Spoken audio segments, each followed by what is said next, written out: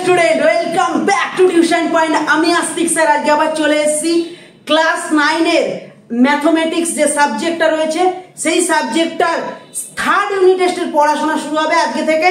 তো সেটার পার্ট 1 একদম বেসিক পার্ট দিয়ে আজকে আমরা শুরু করব। তো সবার আগে আমি তোমাদের কাছে জিজ্ঞেস করব, তোমাদের এক্সাম কেমন হলো? তোমাদের এক্সাম কেমন হলো সেকেন্ড ইউনিট টেস্টে? সাজেশন দিয়েছিলাম, অনেক স্কুল প্রচুর স্টুডেন্ট কমন পেয়েছে, কিছু ছেলেপুলে হয়তো কিছুটা কম বেশি পেয়েছে। তো যাই হোক, মোটামুটি যেভাবে হোক সেকেন্ড ইউনিট টেস্ট হয়ে গেছে। তো যেটা হয়ে গেছে সেটা নিয়ে ভেবে দুঃখ পেয়ে আর সময় নষ্ট করে লাভ নেই। এবার আমাদের ফোকাস একটাই হওয়া উচিত যে থার্ড ইউনিট টেস্ট যেটা 90 মার্কস এক্সাম হবে, 10 মার্কস প্রজেক্ট, 90 মার্কস রিটেন হবে। তো সেই 90 মার্কসে কিভাবে একটা ভালো স্কোর করতে পারি, তো সেই যে যাত্রা বা সেই যে জার্নি আজকে থেকে আমি স্টার্ট করব। তো তোমাদের ম্যাক্সিমাম স্কুলে ফুল বুক রয়েছে, ম্যাক্সিমাম স্কুলে থার্ড ইউনিট টেস্টে যতটুকু বাকি আছে, মানে সেকেন্ড ইউনিট টেস্ট পর্যন্ত যতটা হয়েছে, বাকি যে থার্ড ইউনিট টেস্টে যতটা পার্ট রয়েছে সেটা পুরোটাই থাকবে, সাথে সামনের কিছু দু একটা চ্যাপ্টার থাকবে। তো আপাতত আমার এখন লক্ষ্য তোমাদের 17 থেকে 21 নম্বর অধ্যায় পর্যন্ত আগে পুরো ভালো করে শেষ করা, ঠিক আছে? তো চলো আর সময় নষ্ট করব না। আজকে 18 নম্বর চ্যাপ্টার, যেটা বৃত্তের ক্ষেত্রফল সংক্রান্ত যে চ্যাপ্টারটা রয়েছে, সেই চ্যাপ্টারটার বেসিক কনসেপ্ট নিয়ে তোমাদের সামনে চলে এসেছি, ঠিক আছে? তো একটাই কথা বলবো, যা হয়ে গেছে পাস্টে সেটা ভুলে যাও, প্রেজেন্টকে নিয়ে লড়ো আর ভবিষ্যতের কথা চিন্তা করো, ঠিক আছে? আমাদের একটাই মূল মন্ত্র, পড়তে হবে, লড়তে হবে, আগামী দিনের জন্য নিজেকে গড়তে হবে। তো চলো আজকে আমরা শুরু করব বৃত্তের ক্ষেত্রফলে আমরা বেসিক কনসেপ্ট বুঝবো। আমি সবসময় যখনই ম্যাথ করাই আগে বেসিক কনসেপ্ট করাই, দেন অ্যাডভান্স লেভেলে যাই, ঠিক আছে? একটাই কথা বলবো, যাদের মনে হচ্ছে এই বেসিক কনসেপ্টের ভিডিও লাগবে না তারা অবশ্যই স্কিপ করতে পারো ভিডিও, অন্য ভিডিও তোমরা যেতে পারো, কোনো অসুবিধা নেই। বাট যারা দেখবে পুরোটা দেখো, আশা করি উপকৃত হবে। তো চলো আমরা শুরু করবো চ্যাপ্টার 18, ঠিক আছে? চ্যাপ্টার 18 আমরা স্টার্ট করলাম। কি চ্যাপ্টার 18 এর নাম কি? বৃত্তের ক্ষেত্রফল।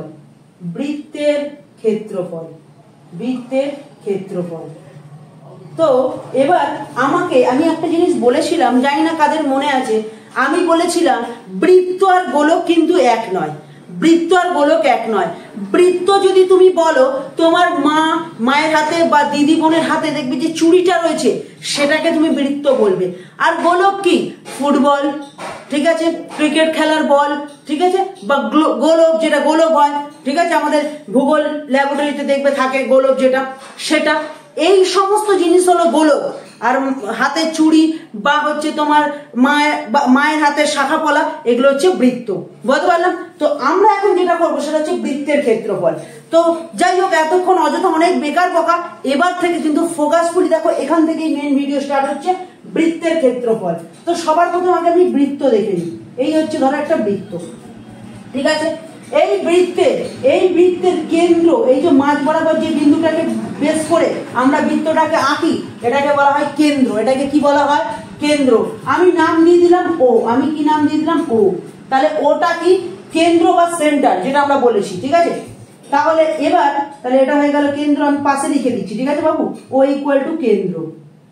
এবার নেক্সট তুমি একটা কাজ করো, এই যে কেন্দ্র বরাবর যদি বৃত্তটাকে দুটো ভাগে ভাগ করে দাও, কেন্দ্র বরাবর বৃত্তটাকে দুটো ভাগে ভাগ করে দিলে, ভাগ করেছো, তো যে রেখাটা কেন্দ্র বরাবর গিয়ে বৃত্তটাকে দুটো ভাগে ভাগ করে দিল, সেই রেখাটার নাম আমি ভালোবেসে দিলাম এ আর বি।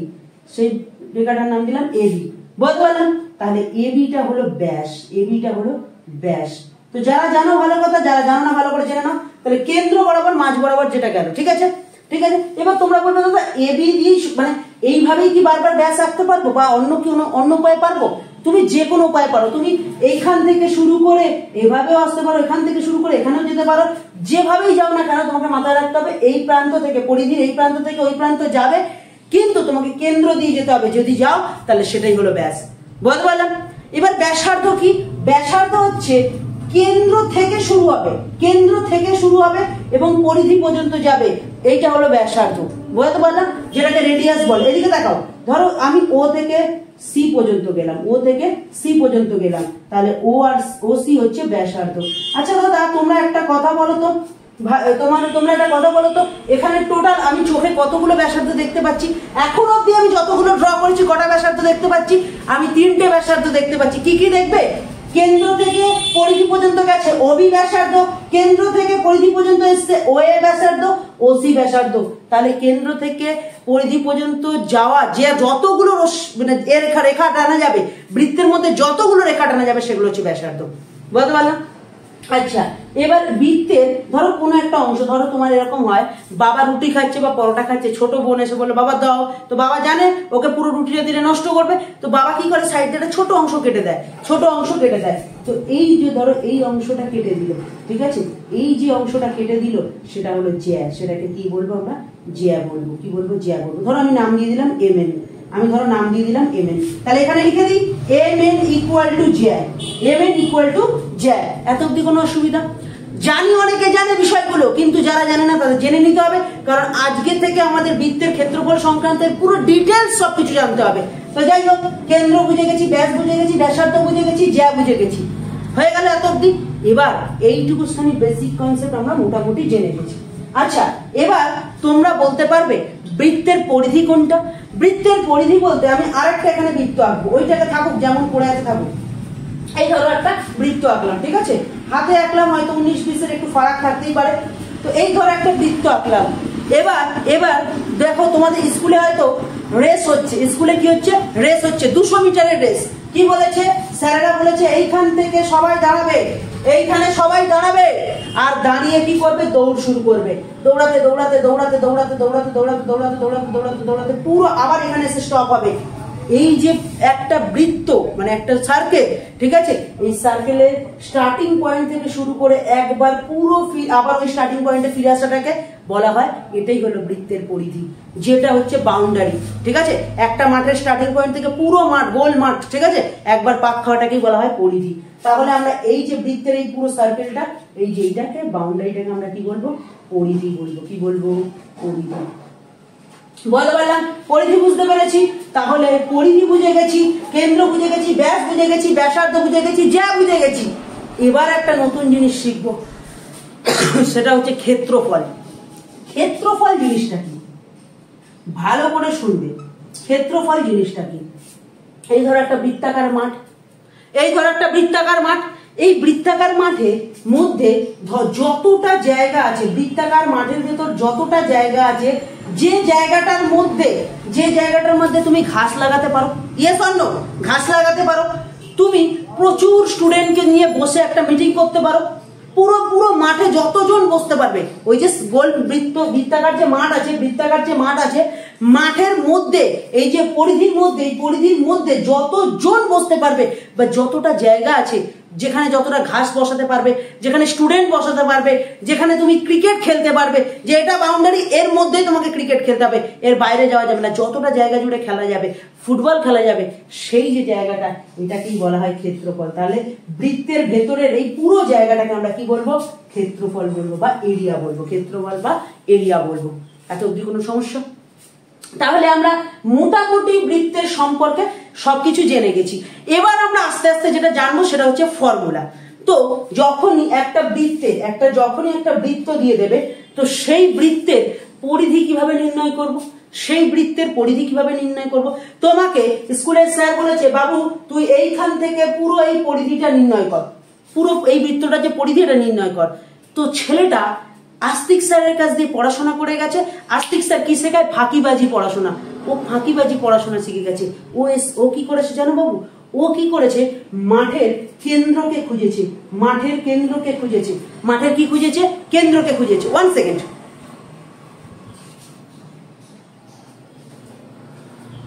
ও কি করেছে? মাঠের কেন্দ্রকে খুঁজেছে। এই ধরো মাঠের কেন্দ্র, ভালো করে শুনবে, এই মাঠের কেন্দ্র, এখান থেকে কি করেছে? পরিধির একটা পাশ পর্যন্ত মাপ নিয়েছে। ওকে কি বলেছে? ওকে বলেছে ফিতে দিয়ে পুরো পরিধি মাপতে। ও কি করেছে? চালাকি করে কেন্দ্র থেকে এত অবধি মাপ নিয়েছে, যেটা হলো ব্যাসার্ধ। আচ্ছা, একটু কথা বলে দিই, ব্যাসকে আমরা 2r দিয়ে ডিনোট করব, ঠিক আছে, 2r দিয়ে ডিনোট করব, কেন্দ্রকে আমরা c দিয়ে ডিনোট করব, আর ব্যাসার্ধকে আমরা r দিয়ে ডিনোট করব। মানে ব্যাসের অর্ধেক হচ্ছে ব্যাসার্ধ, তো যাই হোক, তাহলে এই কেন্দ্র থেকে পরিধি পর্যন্ত, কেন্দ্র থেকে পরিধি পর্যন্ত এই যে এটা কি বলবো আমরা, আর বলবো। ও কি করেছে, ফিতে দিয়ে বলদের মতো পুরো মাঠটাকে না মেপে ও কি করেছে, শুধু কেন্দ্র থেকে রেডিয়াস বা ব্যাসার্ধটা মেপে নিয়েছে, দিয়ে একটা ফর্মুলা লাগিয়ে দিয়েছে। কি ফর্মুলা? সেটা হলো 2πr। এটা কিসের ফর্মুলা? এটা হচ্ছে বৃত্তের পরিধির ফর্মুলা। এটা কিসের ফর্মুলা? বৃত্তের পরিধির ফর্মুলা। বৃত্তের পরিধি।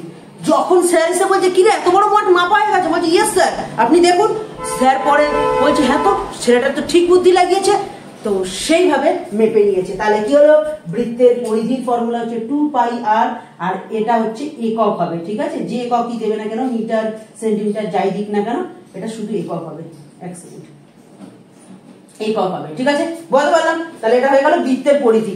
ঠিক আছে, এবার দাদা 2πr, 2 তো আমরা বুঝে গেছি। পাই মানে কি? পাই হচ্ছে পায়ের যে মান, সেটা আমরা সবসময় 22/7 ধরে করব। পায়ের মান 22/7 ধরে আমরা করব। আর মানে কি? ব্যাসার্ধ। আর ব্যাসার্ধ আমাদের তো মেপে নিয়েছিলাম ফিতে দিয়ে। আর মানে ব্যাসার্ধ এখানে বলেও দিয়েছি, আর মানে ব্যাসার্ধ, এই যে আর মানে ব্যাসার্ধ বলেও দিয়েছিলাম আমি। ঠিক আছে, বলতে পারলাম, এখানে আর মানে ব্যাসার্ধ আমি বলেও দিয়েছি। তাহলে বৃত্তের পরিধির ফর্মুলা মুখস্থ হয়ে গেছে, 2πr একক। এবার স্যার বলেছে ঠিক আছে, তুই তো চালাকি করে একটা কাজ করলি, পরিধিটা বার করলি, এবার তুই বল এই মাঠে কতজন স্টুডেন্টকে বসিয়ে আমি ড্রয়িং কম্পিটিশন নিতে পারবো। তো ছেলেটা ভাবছে কি করি, এত বড় জায়গা, এত বড় মাঠ আমি কিভাবে করব। ও আবার অভি স্যারের বুদ্ধি লাগিয়েছে, বা আস্তিক স্যারের ফর্মুলা লাগিয়েছে। কি? বৃত্তের ক্ষেত্রফলের ফর্মুলা। কি? বৃত্তের ক্ষেত্রফলের ফর্মুলা। তাহলে বৃত্তের ক্ষেত্রফলের ফর্মুলা কি? বৃত্তের ক্ষেত্রফলের ফর্মুলা হচ্ছে πr²। কিন্তু এখানে একটা কথা বলবো, ক্ষেত্রফলের একক হয় বর্গ একক। ঠিক আছে, এই জিনিসটা কিন্তু খুব ভালো করে মাথায় রাখবে, ক্ষেত্রফল মানে কিন্তু বর্গ একক। যদি আমিও কখনো মিস্টেক করি, তোমরা কিন্তু এই মিস্টেকটা করবে না। তাহলে বৃত্তের পরিধি 2πr একক, বৃত্তের ক্ষেত্রফল πr² বর্গ একক। এই দুটো ফর্মুলা দিয়ে সব অঙ্ক হয়ে যাবে। বুঝতে পারলাম? বুঝতে পেরেছি? আচ্ছা দাদা, এই যে পরিধি আর এই যে ক্ষেত্রফল বললে, দুটো ফর্মুলা কিভাবে ইউজ করতে পারি অঙ্কের মধ্যে, মানে কখন কোন ক্ষেত্রে ইউজ করতে পারি? যখন তোমাকে মাঠটার পরিধি ডাইরেক্ট বলে দেবে, তখন তো পরিধির ফর্মুলা ইউজ করবেই। যদি বলে দেয় মাঠটার এই সাইড দিয়ে তোমাকে একটা বেড়া দিতে হবে, মাঠটার সাইড দিয়ে কি করতে হবে? বেড়া দিতে হবে। তখন তোমাকে কি করতে হবে? মাঠের সাইড দিয়ে বেড়া দিতে হবে। মানে কি? মাঠটার পরিধি আগে জানতে হবে, তবেই তো তুমি বেড়া দিতে পারবে। দ্বিতীয় দাদা, তাহলে সেটা তো বুঝলাম পরিধির ক্ষেত্রে নয়, এটা দিতে পারে। আর একটা জিনিস দিতে পারে, একটা গোলাকার কোনো কিছুর সাইড দিয়ে কোনো রবার বা সাইড দিয়ে কোনো হচ্ছে তোমার স্টিকার বসানো, সেক্ষেত্রে আমরা পরিধি ব্যবহার করব। কিন্তু তাহলে ক্ষেত্রফল কখন ইউজ করব? আচ্ছা, বৃত্তের ক্ষেত্রফল হচ্ছে এই পার্টটা, ঠিক আছে। আচ্ছা, তাহলে ক্ষেত্রফলের ফর্মুলা কখন ইউজ করব? যখন ওই যে বললাম মাঠের মধ্যে ঘাস বসাবো, মাঠের মধ্যে চাষ করব, মাঠের মধ্যে কাউকে বসাবো, তো এই মাঠের ভেতরের এরিয়া বা ক্ষেত্রফল যখন জানতে চাইবে, তখন তোমার প্রশ্নের মধ্যেই বুঝতে পারবে। আরেকটা উদাহরণ দিই, ঠান্ডা মাথায় শুনবে। ধরো ভালো করে শুনবে, একটা উদাহরণ দিচ্ছি।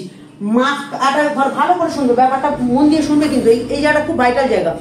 ধরো তোমাকে এই পুরো একটা মাঠ দিয়ে দিয়েছে, মাঠের মধ্যে কচি কচি ঘাস আছে, ছোট ছোট ঘাস আছে।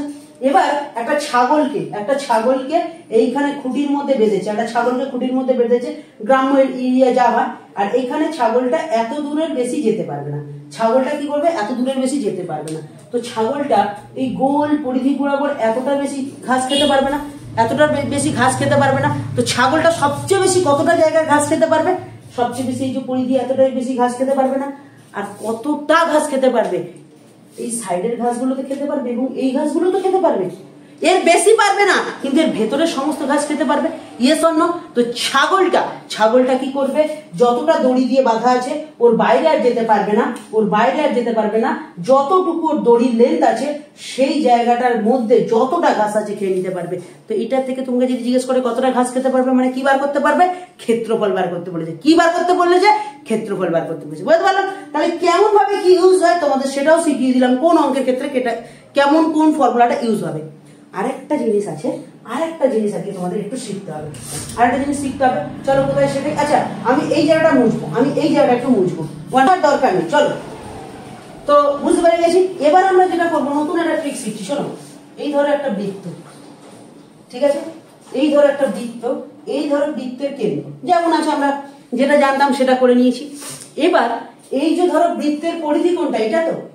এবার পরিধি থেকে কিছুটা অংশ ধরো তুমি কেটে নেবে, পরিধি থেকে কিছুটা অংশ কেটে নেবে, এটাকে বলা হয় বৃত্তচাপ। এটাকে কি বলা হয়? বৃত্তচাপ। তাহলে বৃত্তের পরিধি থেকে কিছুটা অংশ কেটে নেওয়াকে আমরা কি বলবো? বৃত্তচাপ। আমি এ আর বি দিয়ে ছোট হাতে লিখলাম, এটা হচ্ছে এ বি, হচ্ছে বৃত্তচাপ। কি হলো দাদা? বৃত্তচাপ। তাহলে বৃত্তচাপ কি? পরিধি থেকে কিছুটা অংশ কেটে নেওয়াটাকেই বলা হয় বৃত্তচাপ, ঠিক আছে। এবার এই যে বৃত্তচাপ, তাহলে কোন টুকসানি পার্ট আমি আরেকবার দেখিয়ে দিচ্ছি। এই যে এই টুকসানি পার্ট হচ্ছে বৃত্তচাপ।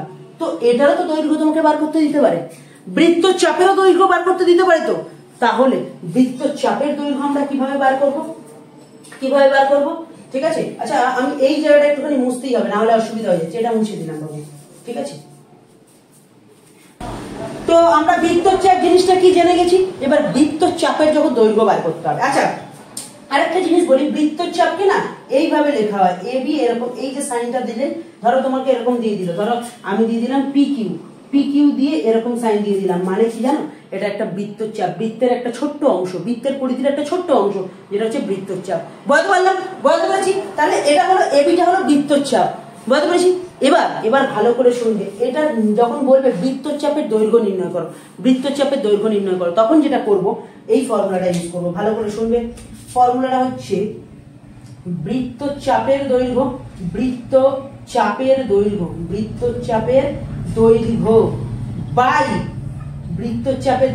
বাই বৃত্তের পরিধি equal to theta by 360 degree.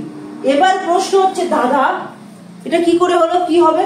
বৃত্তচাপের দৈর্ঘ্য ঠিক আছে তুমি বার করছো, লিখলে, বৃত্তের পরিধি পুরোটা বুঝলাম, কিন্তু থিটা বাই 360 ডিগ্রি কেন হলো? এবার তোমাদের বলি, শোনো, এই যে যেখান থেকে যতটা বলেছে আমি কি করব, কেন্দ্র থেকে এই জায়গাটাকে জুড়ে নেবো, জুড়ে নিলাম, ঠিক আছে, জুড়ে নিলাম। আমি কেন্দ্রের এই জায়গাটাকে ও নাম দিয়ে দিলাম, কি নাম দিয়ে দিলাম? ও নাম দিয়ে দিলাম। তাহলে এখানে অ্যাঙ্গেল কি পাচ্ছি? অ্যাঙ্গেল এ ও বি পাচ্ছি। এই যে অ্যাঙ্গেলটা পাচ্ছি, এই অ্যাঙ্গেলটার একটা নির্ধারিত মান থাকবে। আমাকে এখন কোনো নির্দিষ্ট মান বলে দেয়নি বলে আমি থিটা ধরে নিলাম।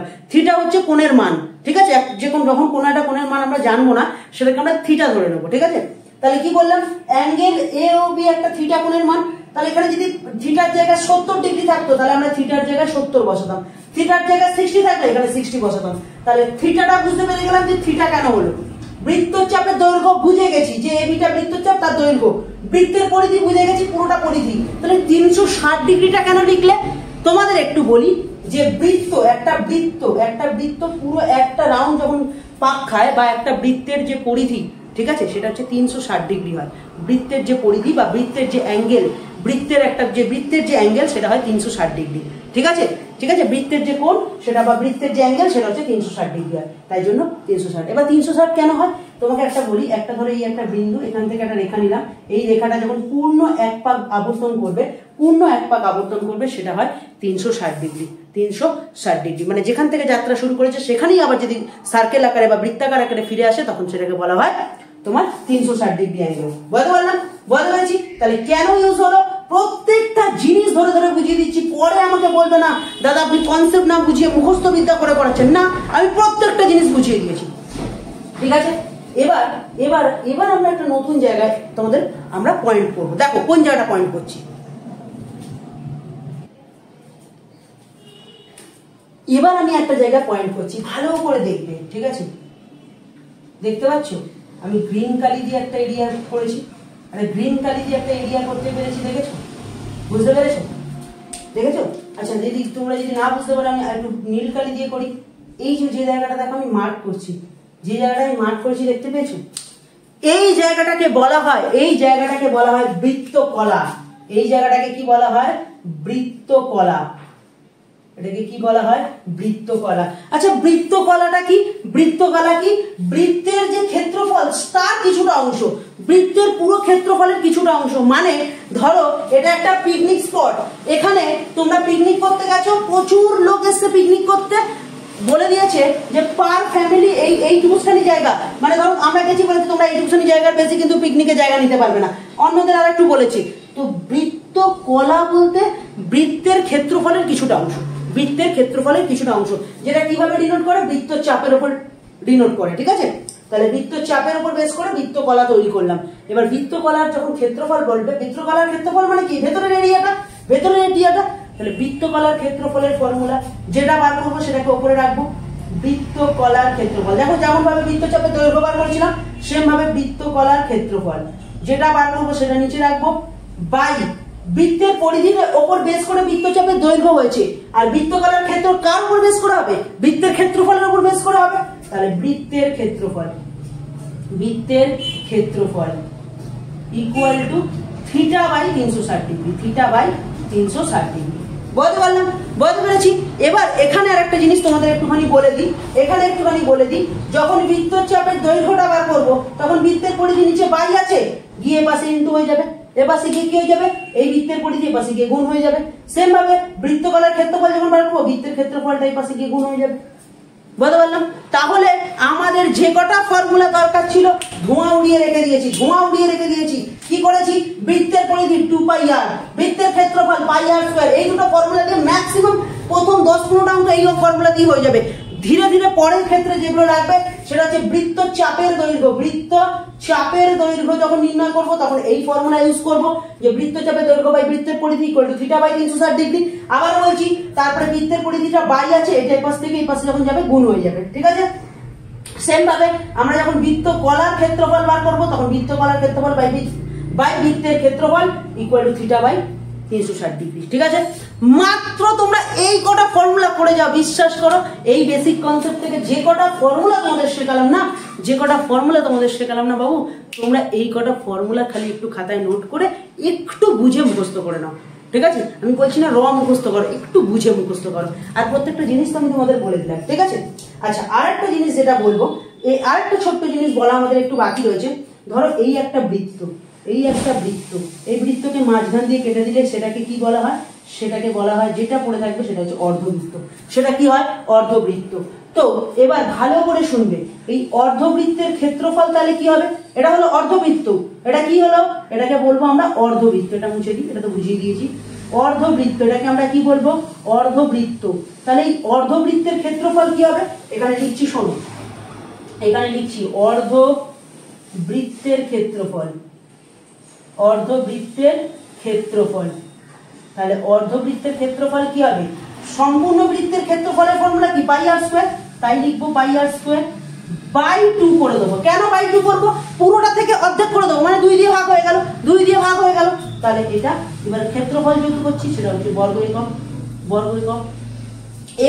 এবার আমরা যেটা লিখবো সেটা হচ্ছে বৃত্তের পরিধি, অর্ধবৃত্তের পরিধি, অর্ধবৃত্তের পরিধি বাবু, অর্ধবৃত্তের পরিধি, অর্ধবৃত্তের পরিধি। তাহলে সেটা কিভাবে লিখবো?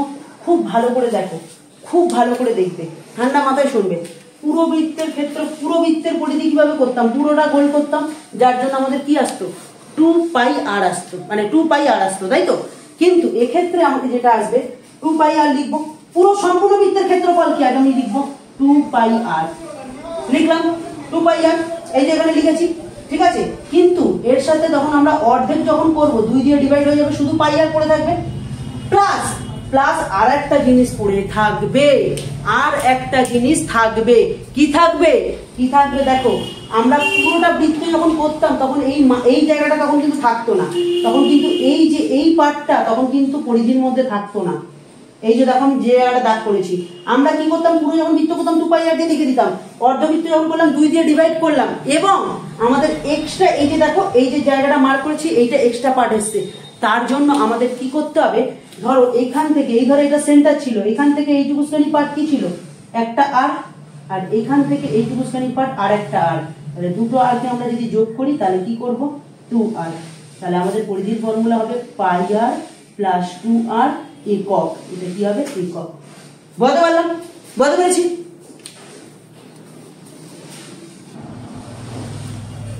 তাহলে বোঝাতে পারলাম? বলতে পেরেছি? তাহলে আমি যে কটা জিনিস আরেকবার বলে দিচ্ছি। বৃত্তের পরিধির ফর্মুলা 2πr একক। আচ্ছা, এবার অনেকে বলবে দাদা পরিধি মানে কি পরিসীমা? ইয়েস বাবু, ইয়েস। একটা দারুণ প্রশ্ন তোমরা করলে।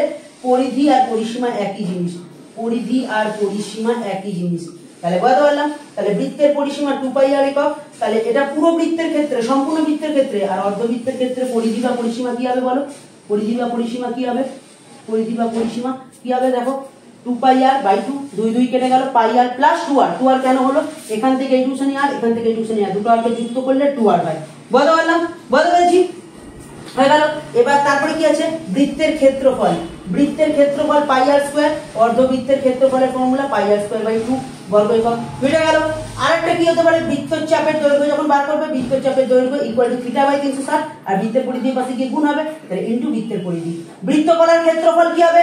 θ/360, বৃত্তের ক্ষেত্রফলটা পাশে গিয়ে ইনটু হয়ে যাবে। বলতে পারলাম? তো সব সময় তোমাকে যেটাই দিক না কেন, তোমাকে 2-3টে জিনিস মাথায় রাখতে হবে। পায়ের মান 22/7, আর এই কটা ফর্মুলা। আর একটা ছোট্ট জিনিস যেটা মাথায় রাখতে হবে, তোমাকে যেটাই দিক না কেন বৃত্তের ব্যাসার্ধর দিকে আগে তোমাকে ধ্যান দিতে হবে। যে কোনো বৃত্তের ব্যাসার্ধটাকে যদি আগে ফাইন্ড করতে পারো, ডিফাইন করতে পারো, তাহলে তোমরা কিন্তু যে কোনো অঙ্ক দ্রুত আকারে নামাতে পারবে। ঠিক আছে? যাই হোক, এই কনসেপ্ট ভিডিও একটু বড় হয়ে গেছে, চাইলে আর একটু শর্ট করতে পারতাম, কিন্তু আমি ধরে ধরে চাইলাম যাতে সব স্টুডেন্ট ভালো করে শিখতে পারে। ঠিক আছে? যেমন এটাকে বলা হয় বৃত্তচাপ, এই যে ভেতরের এই এরিয়াটাকে বলা হয় বৃত্তকলা। এই জিনিসগুলো হয়তো অনেকে জানতো না, তারা ভালো করে আজকে জেনে নিল। ঠিক আছে? তো চলো আজকের ভিডিও এখানেই শেষ করব। দেখা হবে পরের ভিডিওর সাথে খুব দ্রুত। আর তোমাদের দেখো, তোমাদের এই চ্যানেল যারা এখন সাবস্ক্রাইব করোনি, প্লিজ সাবস্ক্রাইব করে নিও। আর এই চ্যানেলে দেখো কমিউনিটি পোস্টে আমাদের প্রত্যেক রবিবার করে রুটিন দিয়ে দেওয়া হয়। আর প্রত্যেক রুটিন যেভাবে দেওয়া হবে, হয়তো ভিডিও ছাড়তে বা ভিডিও আসতে আধ ঘন্টা 1 ঘন্টা লেট হতে পারে, কিন্তু ভিডিও সেদিন আসবেই আসবে। বলতে পারলাম? তো চলো সবাইকে একরাশ ভালোবাসা দিয়ে আজকের ভিডিও এখানেই শেষ করব। দেখা হচ্ছে নতুন কোনো ভিডিওর সাথে। ভালো লাগলে ভিডিওটা অবশ্যই লাইক কমেন্ট শেয়ার করে দিও। চলো টাটা। আর সাবস্ক্রাইব করতে কিন্তু ভুলবে না। আর খুব দ্রুত পার্ট 2 নিয়ে আসছি। চলো টাটা।